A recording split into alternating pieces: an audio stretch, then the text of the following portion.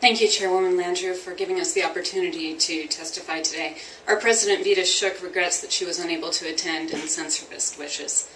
I'm here representing the world's largest flight attendant union, the Association of Flight Attendants, AFA-CWA, representing 60,000 flight attendants at 22 different airlines. Flight attendants as first responders in the aircraft cabin have a unique perspective on security, and we very much appreciate your attention to these issues. When airport security was federalized, security improved immediately. On September 11, 2001, I was based in Boston as a United Airlines flight attendant, and I had worked United Airlines Flight 175 frequently. It could have been me on that fateful day, but instead it was people I knew and worked with, including my good friends, Amy King, Michael Theroux, Robert Fangman, Amy Jarrett, and the 21 other flight attendants who were my colleagues. I remember airport security prior to September 11th and the faces of the screeners who worked at the checkpoint for Terminal C at Logan. The terrorists would have passed through this checkpoint to board United Flight 175. I remember the screeners' faces because they were there all the time, 7 days a week, all hours of the day. I remember their accents and their sweet but tired smiles. I remember their efforts to work long hours for the lowest bidding security company so that they could provide for their own families. I lost my friends that day, my profession was redefined, and our world changed forever. And I often wonder how those hard-working security personnel have coped with their part in failing to stop the most fatal attack on U.S. soil. Do they know they were set up to fail? Federalizing airport screening has been a success, improving the security of air travel. Flight attendants are the last line of defense in aviation security. We depend upon a regulated federal security system, and we commend TSA Administrator Pistol's efforts to limit privatization of security at additional airports, and we oppose recent actions of Congress to attempt to force the administrator to allow more privatization.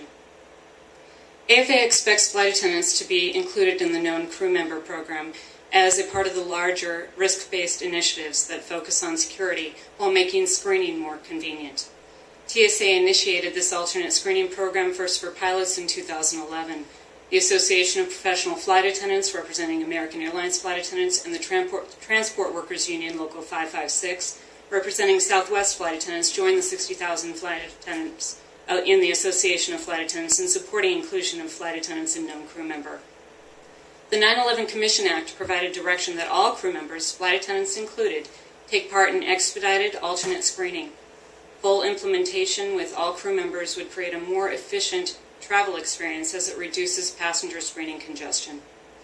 Flight attendants have access to the flight deck. We are subject to the same 10-year background checks as pilots, and like pilots, we carry a certificate issued by the Federal Aviation Administration. We are charged with protecting the flight deck at all costs, including the loss of our own lives. ALPA and A4A have both requested that TSA expand the program to include flight attendants in the future, and the time is now. So we encourage the committee to request a report from TSA establishing milestones for including flight attendants in the program as mandated by the 9/11 Commission Act.